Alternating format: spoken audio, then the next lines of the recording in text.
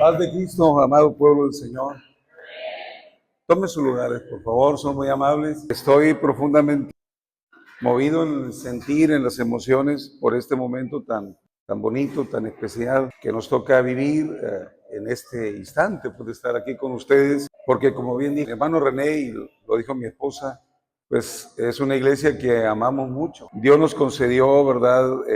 No recuerdo exactamente si fue en el 2017 o en el 2018, cuando nuestro hermano René y la iglesia formaron parte del presbiterio de Angostura, y ahí fue uno de los mayores bendiciones que yo he recibido, al abrir un espacio, una oportunidad de relación con mi hermano René y mi hermana Ruth, y conocer lo que yo ya había recibido por palabra de Dios, por revelación. A mí me pasó como cuando Jesús miró a Natanael. Cuando yo miré al hermano René la primera vez, mi esposa es testiga, no lo conocía, iba iniciando en el pastorado. No crucé palabra con él, nada más lo miré. Y le dije a mi esposa, ese varón, le dije, es varón de Dios. Desde que lo miré, y lo voy a comprobar en cuanto tenga la primera oportunidad. Y miren que Dios es bueno y siempre Él se mueve en su voluntad y en sus propósitos. Y luego tuvimos la oportunidad de ser parte del presbiterio y de hacernos grandes amigos, hermanos. ¿Puedo ser su papá? Claro que sí, yo tengo ya casi 60 años. Y él tiene 36, yo creo, 35, 37 ya. Mi hija mayor, ¿cuántos tiene mi hija? No me acuerdo yo. Nayeli, ¿cuántos tiene? 37. Entonces sí puede ser mi hijo, mi hermano René. Bueno, yo no tengo la culpa de que nos miremos casi como hermanos. Hermanos, estoy muy contento, me siento muy bendecido de parte de Dios. Entiendo que el Señor me ha dado una asignación, un encargo, pero para ustedes soy el hermano Luciano, amén. El hermano Luciano, su amigo, su compañero. Los hermanos que estamos cerca saben cómo nos tratamos el hermano René y yo cuando estamos conviviendo, ¿verdad, hermanos? Cómo nos reímos, cómo convivimos. Y yo le decía en la mañana a mi esposa, me parece que esto no es algo que nos diluya, pues, en lo que somos, sino más bien nos fortalece porque somos originales y queremos seguir siendo así, convivir de esta manera, reírnos, vivir la coinonía, la comunión. Así que me siento muy feliz de estar con ustedes y ser testigos del desarrollo que han venido experimentando en varias áreas de la vida de la iglesia. Y una de las áreas que se nota, que es el espacio de reunión, que es un sensor del bienestar espiritual de la iglesia. Es un gran sensor, dice mucho. Los espacios de reunión dicen lo que es nuestro desarrollo espiritual también. Entonces, le felicitamos a la iglesia, felicitamos a la familia, ¿verdad? Arámbula Rosales, a sus niños, que siempre me ha impactado el nombre de los niños, de verdad, nombres hebreos, que a mí el hebreo me encanta, el hebreo, más que el griego, los dos idiomas principales en que se escribieron la Biblia. Y bueno, a Yeshua, a Hashem y a Shaddai, ¿verdad? Los bendecimos de manera especial. A todos, ¿verdad? Les amo en el Señor, de manera especial. Me río mucho y juego mucho con mi hermano Felizardo, ¿verdad?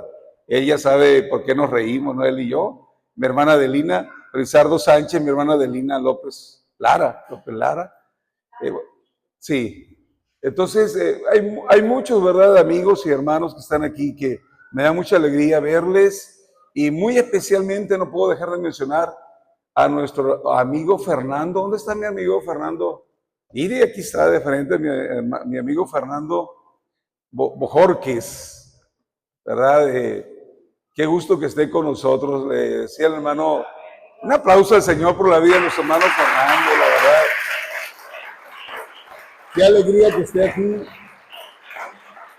Hace unos meses, le tocó andar por tierras de nuestros orígenes, que son sinaloitas.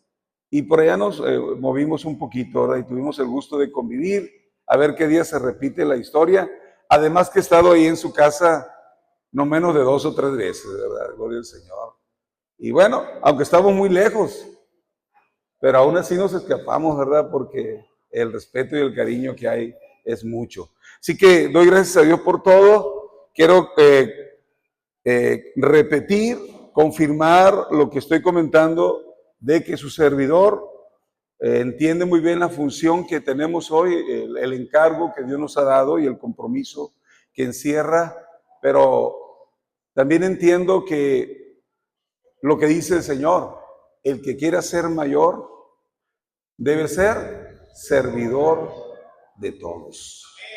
Aquí tengo a mi hermano Juan de frente, por ejemplo, hermano, al profe Juan, ¿verdad?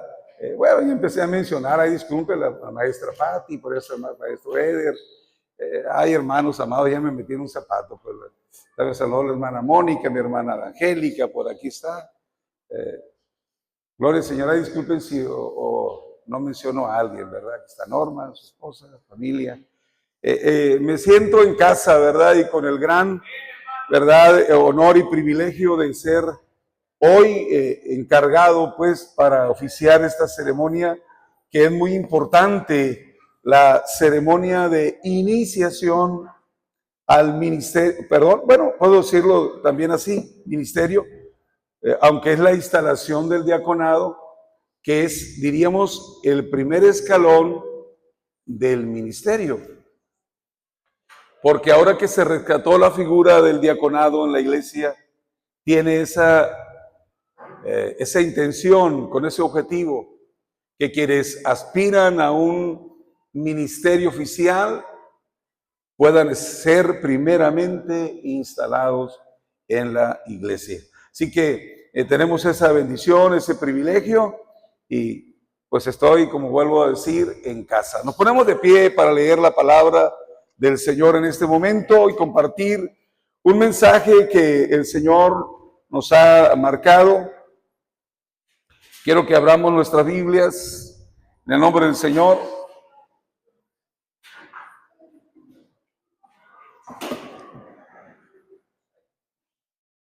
En el libro de los Hechos, en el capítulo 2, de repente estos aparatos les da por fallar, ¿no? Aquí está ya. Capítulo 2 del libro de los Hechos, el versículo 46 y 47. Gloria a Dios. Me da mucho gusto ver entre nosotros a muchos amigos. ¿Cuántos no son bautizados de los que están aquí? Levante su mano los que no son bautizados. Miren, hay una gran cantidad de amigos. Damos un aplauso a Dios por la vida de cada uno de ellos. Gloria a Dios. Y en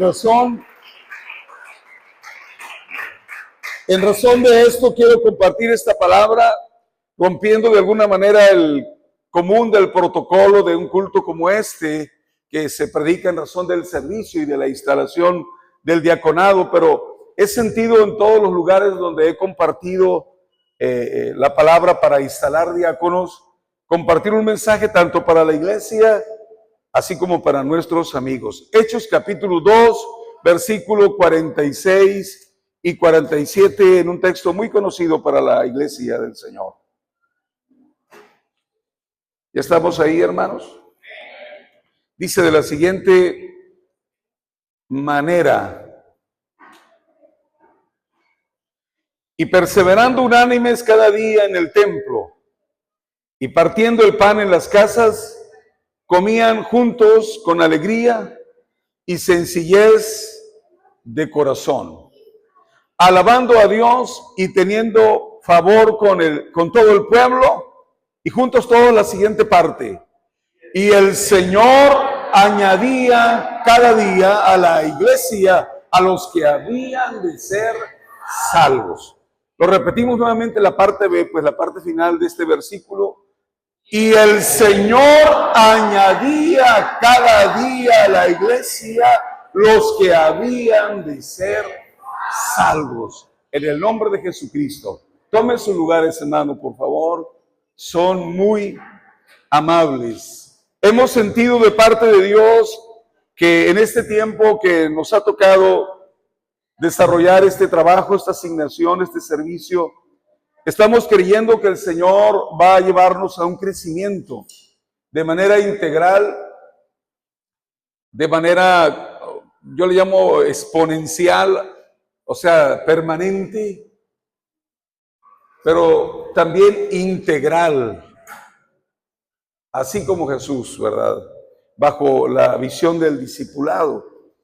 Yo quiero que entendamos que Dios es el que añade a la iglesia.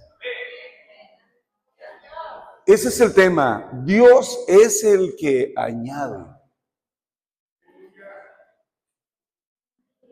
No es el hombre el que hace la obra, es Dios.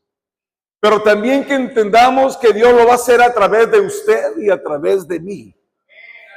Y que va a usar todo género de recurso para lograr hacer su obra en la vida de nuestros amigos.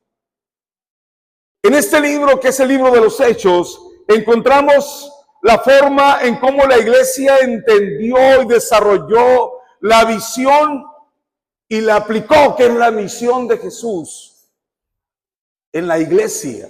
Aquí está marcado. Aquí está el método. Mientras que el hombre a veces aquí en la tierra anda buscando métodos, Dios nos anda buscando a nosotros, porque nosotros somos el método de Dios. Él llamó a 12, por eso en su ministerio, él cuando fue tentado, ¿verdad? En el desierto, luego después de ser bautizado y empezó su ministerio, antes que cualquier milagro llamó a los 12. ¿Por qué? Porque el método de Dios para ganar a las naciones somos nosotros. Pero tenemos que entrar en la visión del Señor.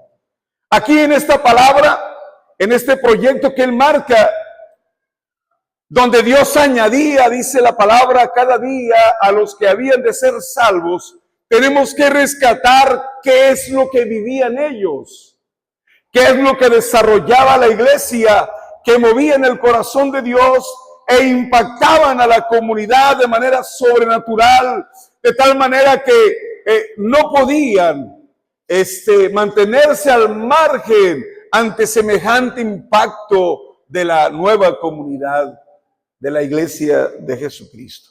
Yo quiero que pongamos mucha atención porque es importante que nosotros rescatemos esto. Lo primero que ellos tenían y que quiero resaltar aquí, que es muy importante, es que la iglesia tenía una convicción clara y profunda de la resurrección de Jesucristo. Se dice muy fácil, hermanos, y se escucha muy fácil. Pero miren qué determinante es entender que Cristo vive. Mire, cuando usted escuche la palabra Cristo vive, debe temblar todo nuestro ser por todo lo que implica, por todo lo que significa. Sencillamente veamos cómo vivieron los apóstoles antes de experimentar esta verdad a profundidad. Esta experiencia de la resurrección del Señor marcó la vida de la iglesia, fue el derrotero, fue el punto de lanza que los llevó y nadie los podía detener. Veamos el cambio radical de actitud de los apóstoles. Pasaron del miedo y la confusión. Miren cómo iban cuando apresaron al maestro. Solamente las mujeres seguían a Jesús, mientras que los hombres estaban escondiéndose, negando a Jesús. Con miedo, aun cuando murió el Señor y antes de que se mostrara en la resurrección. Ya ven que algunos quisieron volver a las redes. Ya ven aquellos que iban camino a Emaús.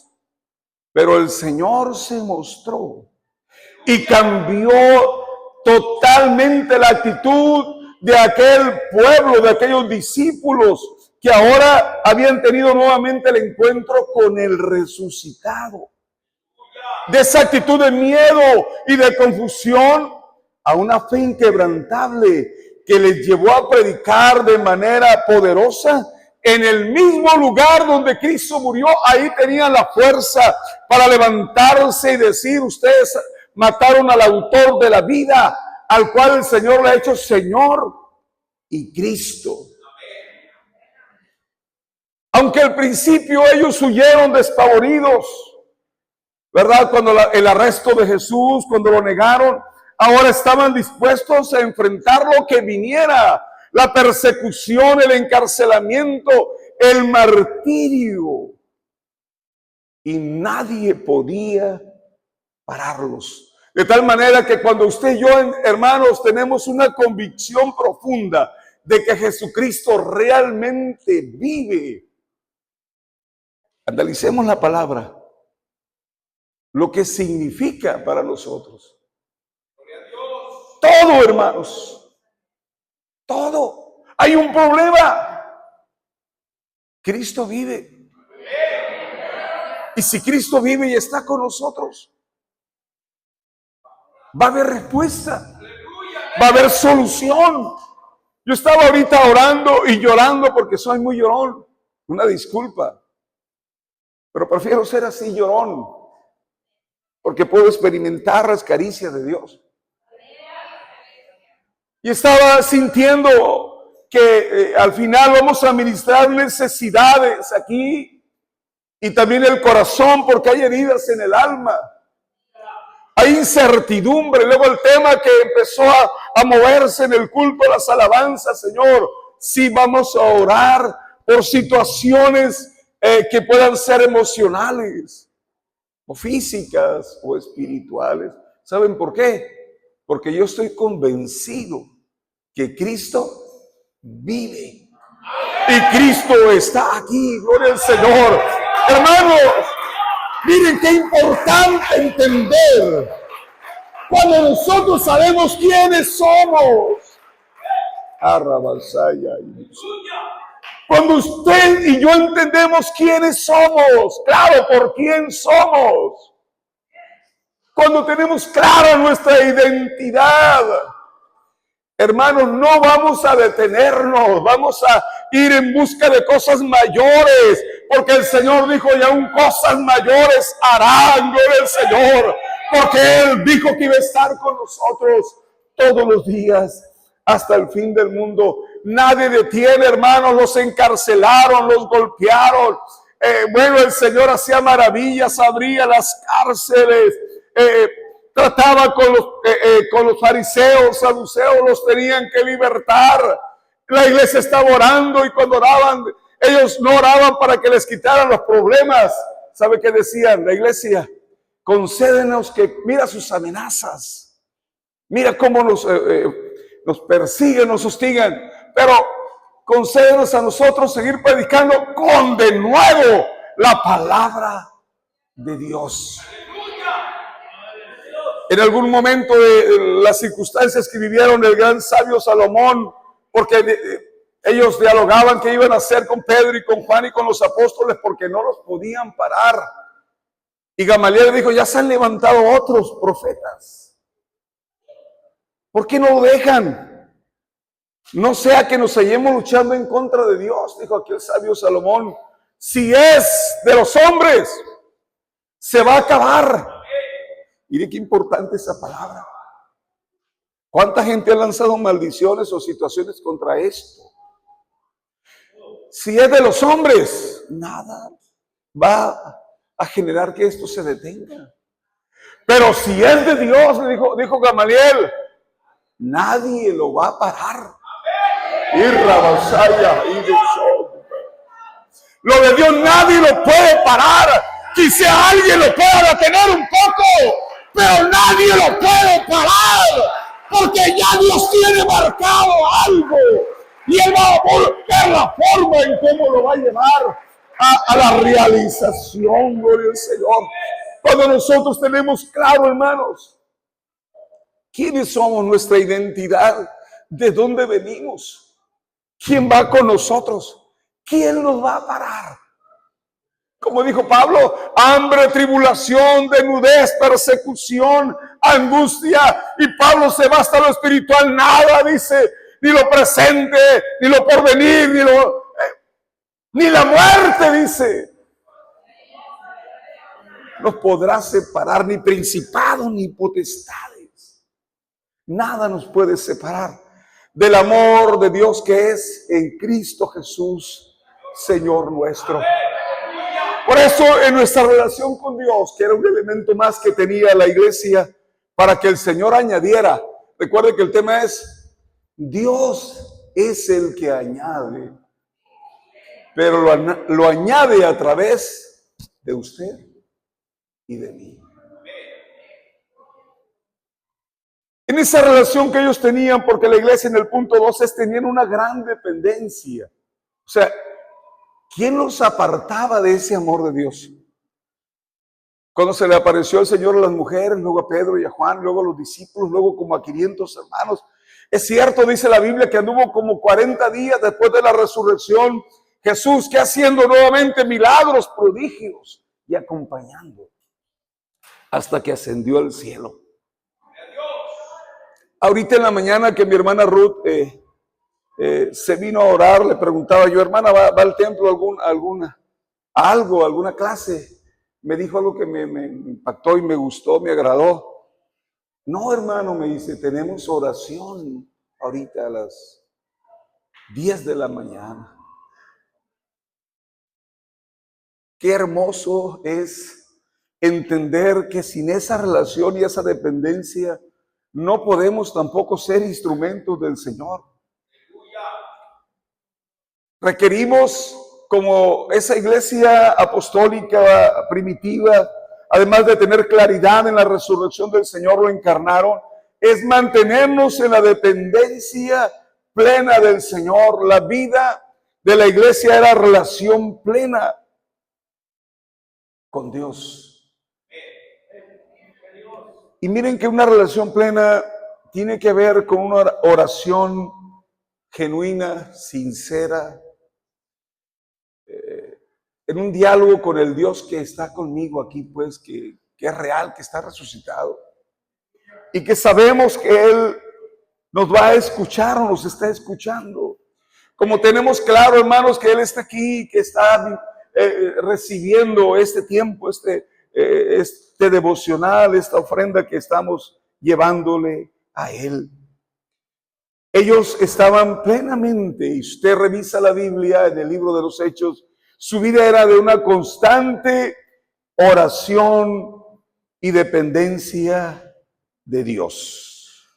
Solo lo dejo así, porque ya no quiero llevarme mucho tiempo. Tenía una gran dependencia de Dios, mucha. Dice que como a la hora sexta iban Pedro y Juan al templo, ¿verdad? A la hora novena, a las 3 de la tarde. La sexta sería a las 12 del día. A la hora novena iban a orar al templo y nosotros sabemos la historia de aquel hombre que estaba postrado, de aquel, ¿verdad?, hombre que era cojo de nacimiento y que según lo relata el testimonio tenía más de 40 años. Cómo el Señor usó a Pedro y a Juan y cómo el hombre aquel esperando recibir una moneda, le dijo Pedro y Juan, mira, no tenemos plata ni oro, más lo que tenemos te damos. En el nombre de Jesucristo, levántate y anda. Iban a la oración, pues. Era su estilo de vida, era su forma de vida. Era como el aire que respiramos, como el agua o el alimento que ingerimos, ¿verdad? En la vida de la iglesia del Señor. De esa manera debe estar nuestra relación plena con el Señor, y el Señor va a añadir cada día a los que han de ser salvos. Convicción de resurrección de Jesús, dependencia constante y plena de Dios. Tercer elemento que quiero mencionar es que ellos impactaban por su ejemplo, por su testimonio. Esto es algo muy importante. En el proyecto de discipulado que está impulsado por la Iglesia Apostólica, el punto clave, uno de los puntos claves, es el modelaje, es el ejemplo. Por eso el proyecto se llama Discipulado o Discipulando, y el eslogan, ¿cuál es? Así como Jesús. Él es el modelo, Él es el ejemplo. Y la iglesia del Señor lo modelaba, de tal manera que primero se les llamaba discípulos, pero luego en Antioquía dice la palabra que se les llamó cristianos por primera vez debido a que eran tan parecidos a Jesús. Tan parecidos a Jesús que ahora eran los cristianos. Lamentablemente esta palabra se ha devaluado mucho desde el tiempo de Constantino, pero cada día más, de tal manera que ahora cualquiera es cristiano. Pero no debe ser así. Debe marcar una fuerte identidad.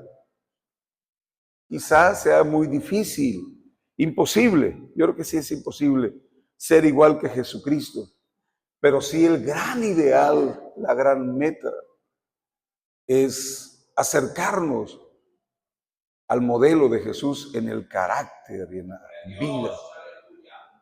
Lo dice ahí en el texto que hemos leído, cómo tenían favor con el pueblo, cómo compartían, ¿verdad?, el pan, cómo vendían sus propiedades, cómo su vida en sí misma era un cambio radical de lo que antes habían sido, y ahora eso tocaba el corazón de las personas, porque no había duda que ellos habían sido transformados por la gracia y el poder del Señor Jesucristo.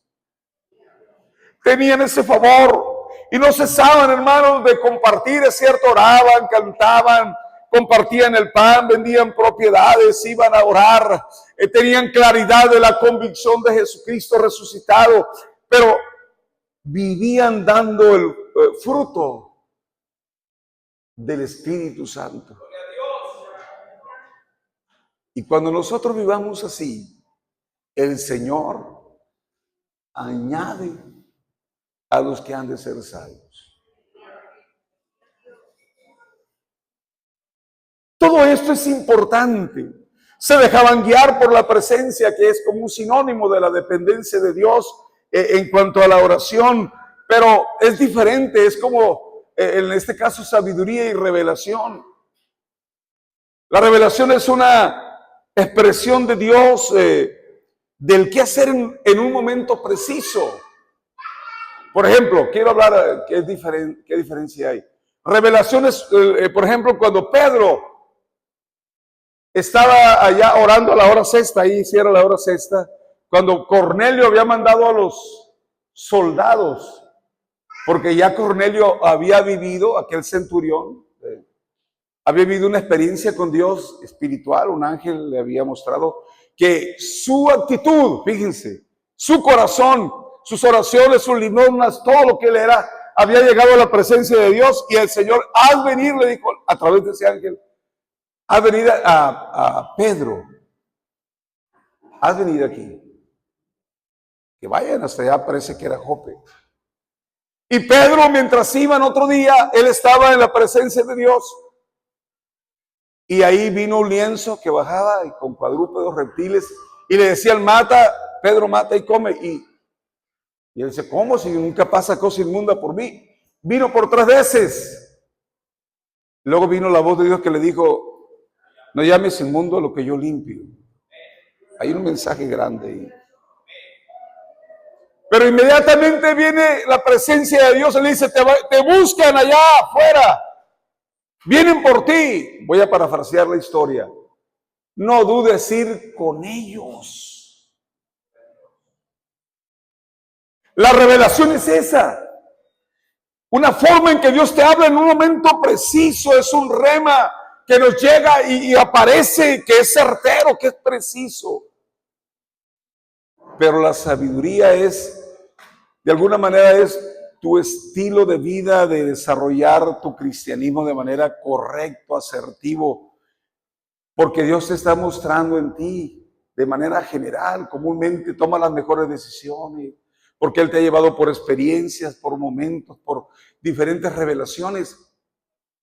Entonces es diferente la revelación a la sabiduría. Así también es diferente, amados hermanos, también es diferente la oración y la dependencia al ser sensibles a la palabra de Dios, al rema de Dios, a la revelación. Dentro de los 4 pilares que el Señor me ha mostrado que debo mantener en mi vida cristiana como pastor y ahora con este encargo de ser servidor de todos ustedes como pastor del distrito, no quiero decir ni obispo, pastor distrital. Hay 4 pilares que están en mi vida. Se los comparto para que me ayuden a orar siempre. Temor de Dios, sabiduría, revelación y discernimiento. Para trabajar en la obra de Dios. Pues la iglesia del Señor siempre estaban en esa relación que venía esa palabra. Cuando viene esa palabra a nuestra vida, amado hermano o amigo, incluso a los amigos les habla el Señor. Estoy hablando del ejemplo de Cornelio. Él era italiano, no era judío, no estaba convertido. Y Dios le habló y le mostró, le reveló. También a los amigos les revela, les habla, les muestra. Por sueños, por palabra, por necesidades. Tenemos que entender que es que Dios quiere añadirlo a usted al pueblo de Dios. Y tiene que entender la iglesia que el Señor quiere añadir a los que han de ser salvos. Pero quiero cerrar esta enseñanza, esta palabra, con la última idea para que el Señor siga añadiendo y siga haciendo crecer su obra de manera integral. Comprendieron claramente el uso que debe tener la unción. El uso de la unción. O sea, nosotros como pentecostales, y es correcto, tenemos una experiencia con Dios, con su Espíritu Santo, y comúnmente nuestra expresión externa es de gozo, de alegría, de llanto, de lenguas. Es correcto, es bíblico. Pero muchas veces nos quedamos ahí, con ese aceite ahí, con esa unción ahí. Y el Señor no nos da la unción para solamente gozarnos. El Señor no nos da el aceite solamente para untárnoslo nosotros, pudiéramos decir, en esa figura, sino para llevarlo a los demás. Miren cómo la iglesia lo entendió. Es cierto, hay pasajes en la Biblia donde se dice que, como el caso de Cornelio, cuando predicó, ¿verdad? Pedro, que regresó y le hizo caso al Señor en la revelación y fue y predicó allá con Cornelio. ¿Qué dice la palabra? Al final se derramó el Espíritu Santo y hablaban en lenguas. Y dijo Pedro, ¿acaso puedo yo impedir que sean bautizados estos como nosotros? Sí, había muchos momentos donde las lenguas se mostraban, pero iban a la par de una iglesia que no se detenía en la predicación del evangelio, de manera con libertad, con unción, con autoridad. Por eso digo, hermanos, en este último